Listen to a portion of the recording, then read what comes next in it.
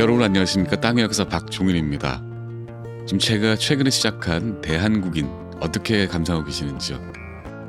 그래도 의미가 있는 우리 근대사를 만든 사람들이기에 앞으로도 그 역사에서 외면받았거나 아니면 역사에 좀 희생이 됐을지도 모를 그런 우리 민초들의 역사를 앞으로 계속 말씀을 드리겠습니다. 이와 함께 오늘은 땅의 역사 시간입니다. 오늘은 정치 이야기입니다. 정치는 동서고금의 그 정치가 맡고 있는 공동체의 운명을 실질적으로 좌지우지하는 가장 큰 변수입니다. 물론 이 자본주의 시대에는 이 경제 혹은 기업이라는 주체가 있긴 하지만 그래도 합법적인 무력을 가지고 있는 그런 정치는 무시할 수가 없는 변수입니다. 그 옛날 봉건 시대는 더 그랬었죠. 지금 현재 대한민국에서도 그 정치가 아직 근대적이지 못합니다. 근대화를 이루려면 아직 먼 것 같습니다. 제일 모든 사회의 영역 가운데에서 제일 급이 떨어지는 게 정치라는 그런 말도 있긴 하죠. 옛날은 어땠을까요? 그 옛날 조선시대 때는 어땠을까요? 지금 가끔씩 이렇게 고개를 들이미는 공작과 협작 혹은 은폐, 조작 이런 것들이 그 옛날엔 더 심했습니다. 그래서 조선시대 때 심했던 그 공작과 위선과 은폐로 가득 찼던 그 정치를 소개시켜 드리려고 합니다. 오늘의 제목은 나라를 망가뜨린 노론 조작 정치의 그늘입니다. 그리고 구체적으로 정읍, 송시열 수명 유허비에 적혀 있는 독 묻은 손의 비밀입니다.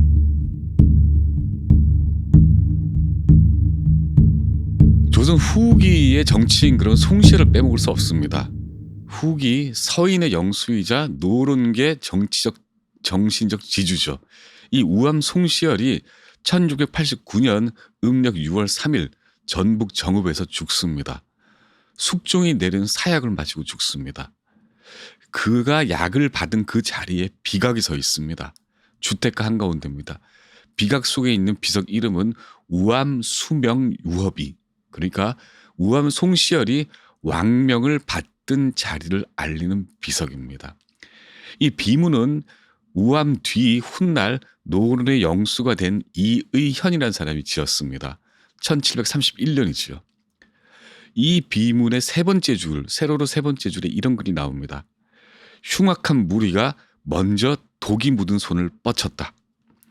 군흉이 선령 독수라. 말인즉슨 남인 세력이 송시열을 증오해서 선수를 쳐서 송시열을 죽음으로 몰았다는 뜻입니다. 또 다른 비석 하나 볼까요? 충북 괴산에는 송시열의 무덤이 있습니다.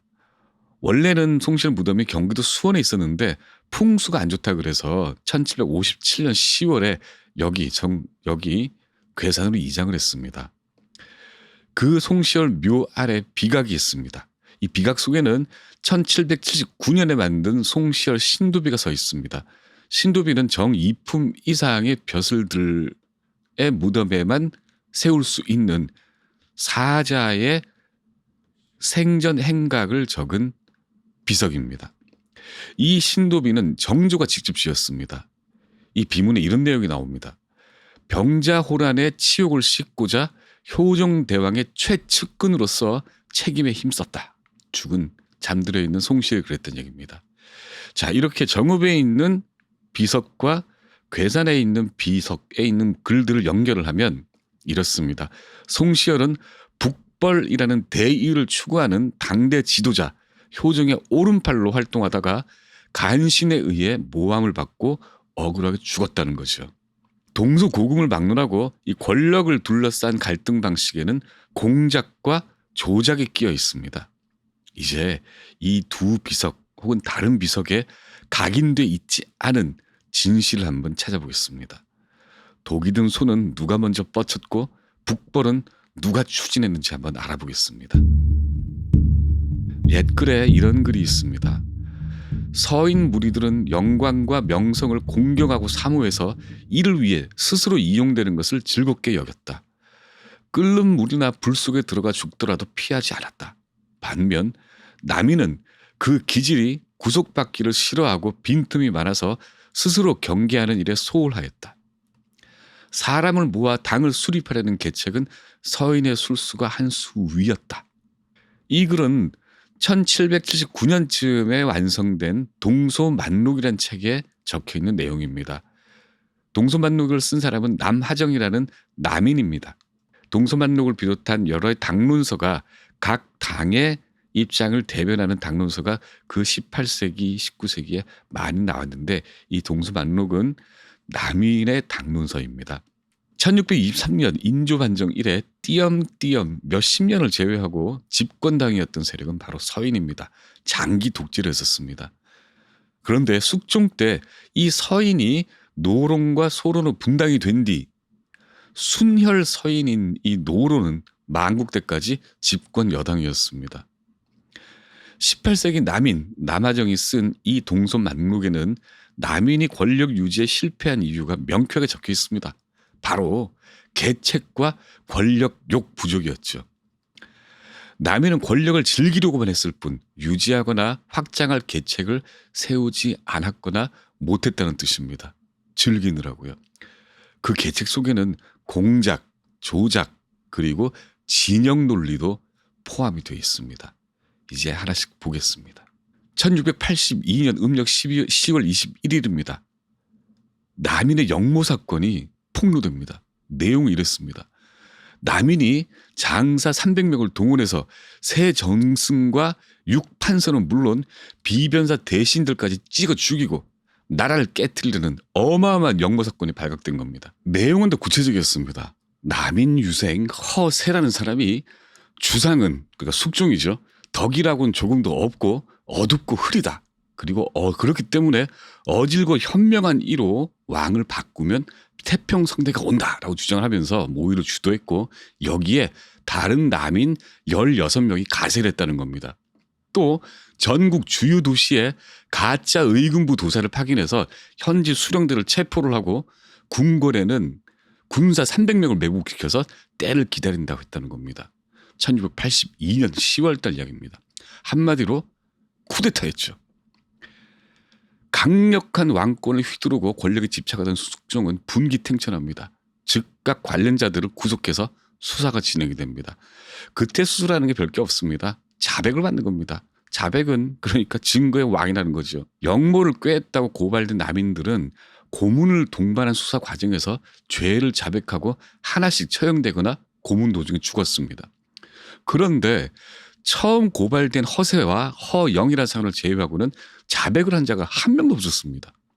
무릎을 바위로 지디기는 압슬형을 받고도 무죄라고 주장하다가 그냥 죽는 사람까지 나왔습니다.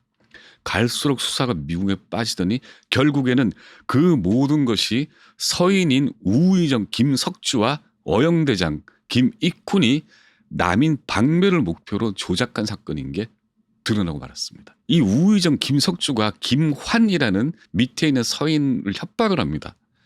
명을 따르지 않으면 목을 베겠다라고 협박을 해서 이 김환을 남인의 침투를 시킵니다. 남인 세력 안에 이렇게 역모를 하면은 남인이 이길 수 있고 권력을 잡을 수 있다라고 공작을 해낸 역모였고 김석주를 대리해서 일을 진행한 사람이 역시 서인인 이 어영대장 김익훈이었던 겁니다. 이 내용이 구체적으로는 한수재 선생 문집이라는 문집에 기록이 되어 있습니다. 이 한수재는 권상하라는 사람입니다. 바로 우암 송시열, 서인 영수 송시열의 최측근입니다. 서인이 남인을 박멸하기 위해서 조작해낸 사건임을 서인 수뇌부가 대부분 다 알고 있었다는 이야기입니다. 그래서 서인 가운데에서 젊은 소장파가 이 수뇌부에 반기를 듭니다. 역모를 사주한 김익훈 본인이 역적이 된 것보다 심하다. 역적보다 더하다는 겁니다. 조직염이라는 서인 승지 이렇게 얘기합니다. 시비를 분명히 해야 한다 라면서 숙종한테 재수사를 요구를 하죠. 그리고 박태유와 유득일이라는 사람이 있습니다. 박태유, 유득일 이 사람들은 사헌부의 지평이라는 벼슬을 가지고 있던 사람들입니다. 역시 서인들이었습니다. 이 사람들은 김석주를 유배를 보내라고 요구를 합니다. 그러니 처음에 굉장히 화가 났던 숙종은 이제 엉거주춤 기가 막힌 처지에 빠진 겁니다. 골치가 아파진 숙종은 이 두 지평을 거제도와 진도 현강으로 발령을 내버립니다. 그런 와중에 1682년 11월 고향 충청도 회덕, 지금의 대전입니다.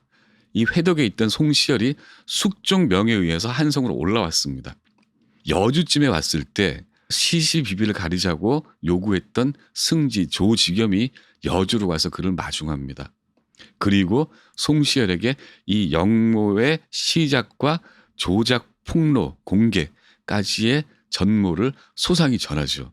그랬더니 한참 듣고 있던 송시열이 이렇게 얘기를 합니다. 공작을 한 김익후는 비록 죽는다 해도 애석할 것이 없다. 나쁜 놈이다. 이 말이 송시열이 올라오기 전, 한성으로 들어오기 전에 먼저 서인 소장파들에게 소문으로 전해 들립니다. 그랬더니 소장파들이 드디어 크게 기뻐하면서 어른의 소견도 자기네 뜻과 같다고 하였다라고 그 송시열의 최측근 권상아가 자기 글에 기록을 했습니다. 그리고 83년 1월 서울에 송시열이 들어옵니다. 그러자 송시열에게 그 문제의 김익훈의 가족들이 찾아가서 곡절을 호소를 합니다. 자기네 남자를 살려달라고요. 그리고 1월 19일 아침에 숙종이 회의를 주재합니다. 거기에 드디어 송시열이 입고를 해서 회의에 참석을 하죠. 다른 사람들의 말을 듣고 있던 송시열이 입을 엽니다. 김익훈은 내 스승 김장생의 손자입니다. 스승에 대한 도리로서 내가 죄인입니다. 김익훈은 죄가 없습니다. 추상같이 엄한 정의 실천을 기대했던 소장파들에게 날벼락이 떨어진 겁니다. 깜짝 놀라서 김간이라는 제자가 송시열을 찾아갑니다. 그랬더니 송시열이 재차 말을 뒤엎지 않고 이렇게 얘기합니다.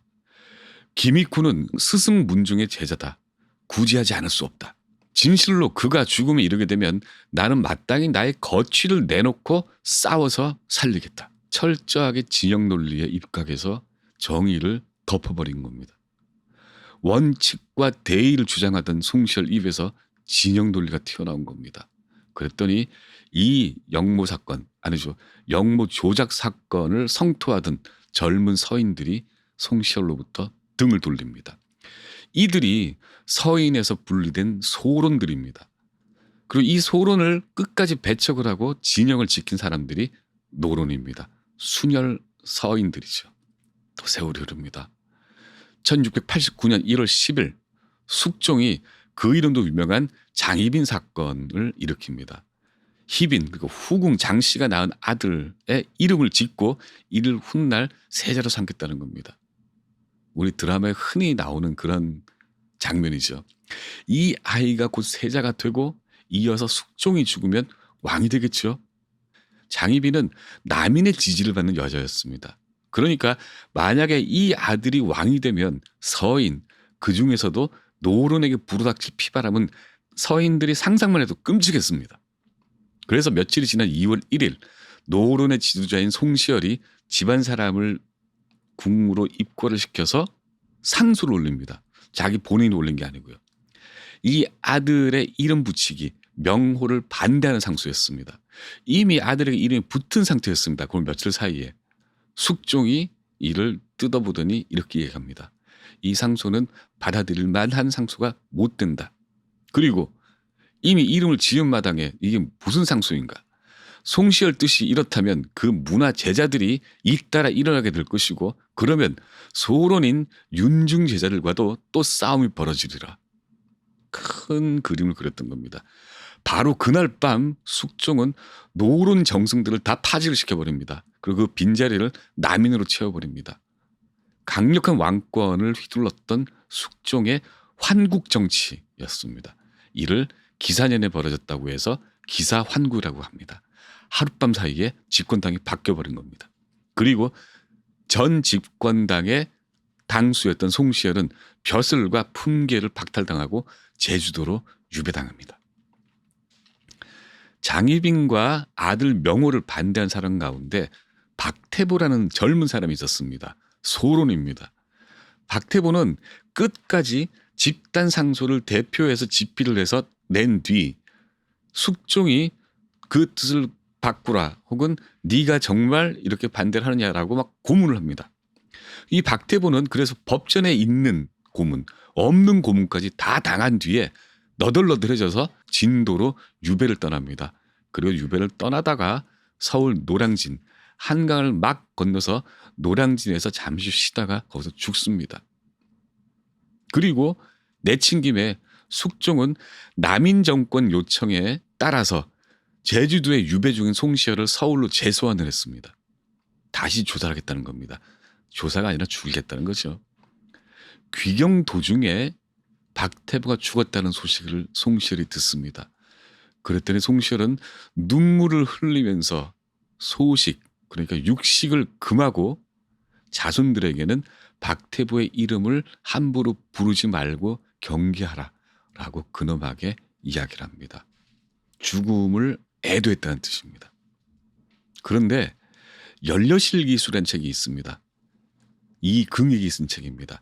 연려실 기술은 본인의 글만 아니라 그 당시에 세간에 있는 모든 문집들, 모든 사료들을 모아서 쓴 객관적인 책입니다.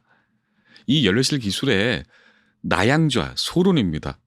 소론 나양좌가 쓴 명촌잡록이라는 글을 인용해서 바로 이 에피소드, 박태부의 죽음과 송시열에 얽힌 에피소드를 따로 기록한 글이 있습니다. 여기엔 이렇게 적혀 있습니다. 송시열이 이 죽음 이야기를 듣고 손자에게 박태부와 관련된 문자는 모두 불에 넣으라고 하였다 라고 지시를 했다는 겁니다. 송시열이 앙숙이었던 윤성거라는 사람이 있습니다. 이 윤성거의 외손자가 박태부인데 이 박태부를 심히 헐뜯고 다니다가 박태부가 죽자 급히 그 글들을 태워버리려고 했다는 겁니다. 무슨 말인가요? 범서인의 입장에서 보면 박태부의 죽음은 의로운 죽음입니다. 그래서 고굴하고 울었습니다. 죽은 자에 대한 예의를 차릴 만큼 다 차렸습니다. 그러고 뒤에로 자기 손자한테 내가 쓴 박태부에 관한 글은 다 불에 집어넣으라고 한 겁니다. 자기가 헐뜯고 다녔다는 것을 감추기 위해서요. 이렇게 앞과 뒤가 다른 위선은 물론 그 위선을 덮으려는 은폐까지 사료에는 다 기록되어 있습니다. 시간이 문제이지 언젠가는 다 폭로되기 마련입니다. 세월을 좀 더 앞으로 가보겠습니다. 이제 괴산에 있는 송시열 신도비 이야기입니다. 1659년 3월 11일입니다. 즉위 11년 차던 효종이 송시열과 독대를 합니다. 사관도 없었고 내시도 없었습니다. 그래서 아무도 이 대화 내용을 기록해 놓지 못했습니다. 오로지 효종, 왕과 송시열 두 사람만 알고 있었죠. 이 대화 내용은 훗날 송시열이 악대설화라는 제목으로 공개한 글에 적혀 있습니다. 주요 부분을 조금 뽑아보면 이렇습니다. 효종이 이렇게 송시열을 이야기합니다. 나는 포병 10만을 길러서 청나라 사내관으로 쳐들어갈 계획이다. 그랬더니 송시열이 이렇게 답을 합니다. 그러다 국가가 망하게 된다면 어찌하시렵니까? 효종이 또 묻습니다. 그렇다면 무엇이 급선무인가? 그랬더니 송시열은 군자금의 모금 방법, 그리고 군사 모집 방법, 병법 따위를 자세하게 답을 한 뒤에 마지막에 자기가 하고 싶은 말을 이렇게 덧붙입니다. 하지만 이 모든 것은 기강을 먼저 세워야 시행할 수 있는데 기강은 전하께서 사심을 없애야 세울 수 있나이다 라고 한 겁니다.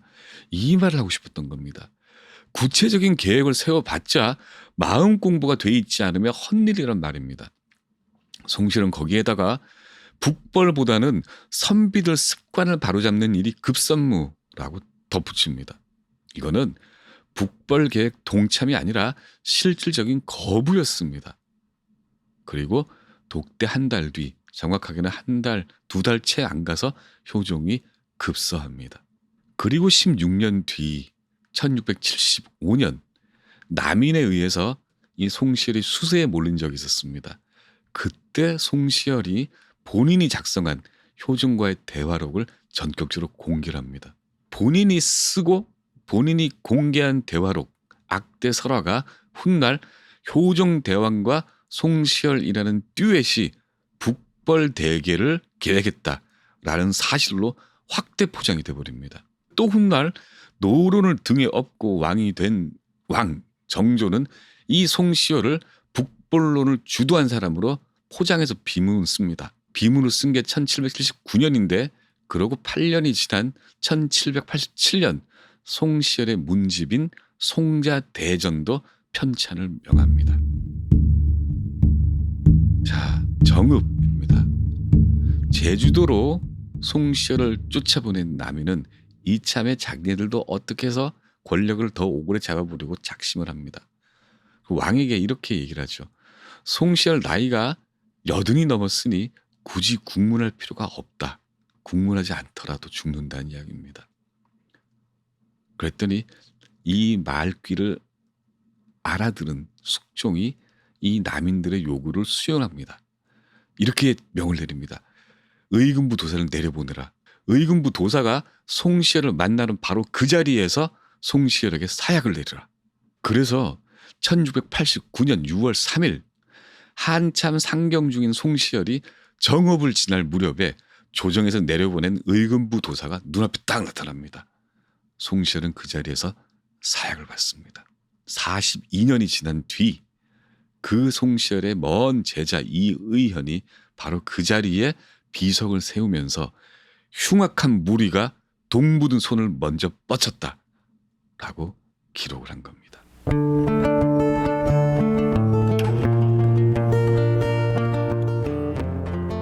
그러면 이제 누가 북벌을 주도했고 누가 먼저 동묻은 손을 뻗쳤는지 아시겠습니까?